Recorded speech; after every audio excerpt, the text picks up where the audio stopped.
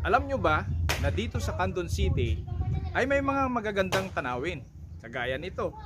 Tignan nyo nito. Ito ang mga pinagmamalaki dito sa Candon City.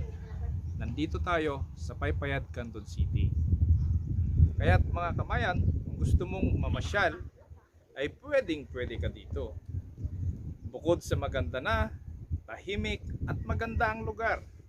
Kaya dito, kaming mga Candonians, pinagmamalaki namin itong aming lugar. Magandang tanawin, tahimik. At kung iyong tutuusin at titignan, ang views tunay nga naman na napakaganda mga kabayan. Kaya pumunta kayo dito, invite namin kayo dito para mamasyal sa aming lugar.